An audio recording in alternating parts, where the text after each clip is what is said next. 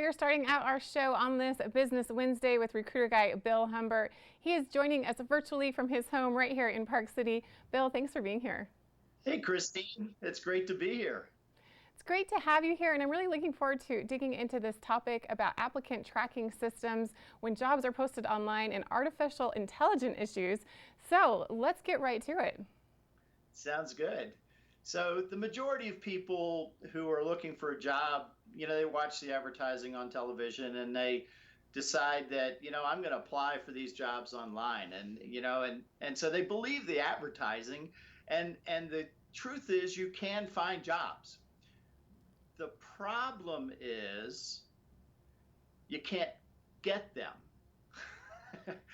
Because the companies and even some of the job boards will tell people like me, since I'm a recruiter, they tell me, hey, guess what? We'll screen out the candidates that are not qualified. And you know what? You won't even see them a second time at your company if they're not qualified. So this is fascinating to me because I would have guessed that since most jobs are posted online, that's how individuals are looking for jobs, especially right now when people are doing more things virtually than ever before. I'm surprised by these numbers that not a lot of people are actually finding the jobs online. That's true. The career transition industry, so companies like Lee Hecht Harrison, Waldron HR, Career Partners International, and Wright Group, and there's a number of them, Challenger Gray, they track metrics on how people find jobs. And what they've discovered is that over the past 10 years, and really over the last 45 years, people have found jobs. Only 8% of them found them by posting online. Only 8%. Again, I'm very shocked by that number. I would have thought that it was much higher. And you say that this is due to artificial intelligence within the job tracking application system. That's correct. So what happens is, first of all, most companies do a terrible job writing a job description. So candidates today are becoming more aware that they have to mirror the job description with their resume. And when a bunch of people, let's say, there's 13 million people out of work or working part-time who want to be full-time. When 400 people apply for a job, what happens? Well, HR gets inundated and they use the so-called artificial intelligence to screen out the people who are not qualified. So essentially, they're weeding out all of these applicants, comparing one against the other, but the system is flawed. It's got huge flaws.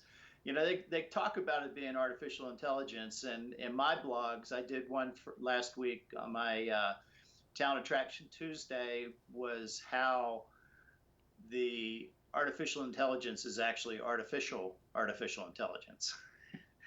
And on Friday, I talked about beware of the applicant tracking artificial intelligence. So what happens is it's really nothing more than a keyword match. And you have to match literally every single major keyword that's used in a job description. So you have a situation where the job description is poorly written, your resume is written to reflect the job description, and then you're wondering why you're not selected. And it's frustrating to hear this. It's hard enough to find a job, and when you hear that you may be getting weeding out just because of verbiage, what can people do? Well, going back to the career transition industry again, the metrics demonstrate that over the past 45 years, 74 to 76% of all jobs were filled through networking. So back in my day, the mantra was, it's not what you know, it's who you know. Which is great if you've been in business for a while or maybe you know people who are in business, but I feel like that's also a bit frustrating if you're just starting out, if you're changing careers, maybe you don't know anyone to network with. Well, it's amazing how many people you do know. Actually, if you're in college and you're just starting out, go to the career development office and talk to them and find out who are the alumni that graduated from your college or university that went to work for that company that's your target company. Now you've already got a relationship built with those people, even though you don't know them. If you're changing careers, you probably know somebody who knows somebody. So when you network, the goal is not to find a job with that first connection. I mean, that could be a nice goal, but that usually doesn't work. What you're trying to do is you're trying to penetrate their network. And so when you're talking to them, one of the last things after you talk about your experience, and one of the last things that you say is, who do you feel I should speak with next? And note that I said feel, not think. If you tell them, ask them to think, they'll think for weeks and then forget. But if you ask them to feel, now you're getting their knee jerk. And of course, if someone's feeling very lost, this is where you can step in and really help them. Absolutely. My business on the coaching side is growing. And it was interesting, Christine, about 2 weeks ago, we went down to Coral Reef National Park for the dark sky. And that was amazing, by the way. And on the way down there, I got a phone call, and I didn't take it until I got down to the park. And I listened to the voicemail, and it was a woman whose husband had been out of work for a year. And they were desperate, and she asked me if I could help them. And so I am helping him now, and he's already gotten some traction with what I've coached him to do. So my coaching business is growing, and since March 15th, I've helped 22 people either find a new career job, or one of them just went into business for himself.